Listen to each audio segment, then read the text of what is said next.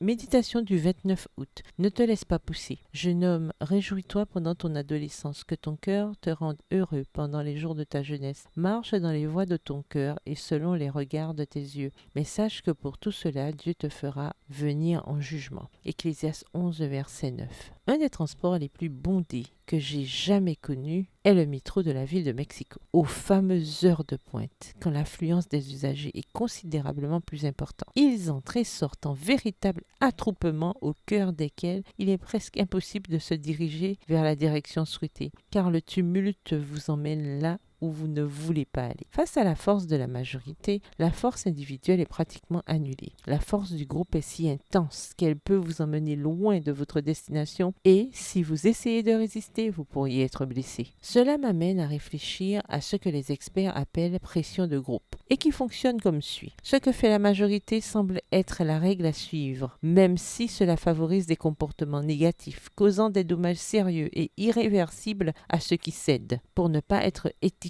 de différents, beaucoup se laissent entraîner par le groupe.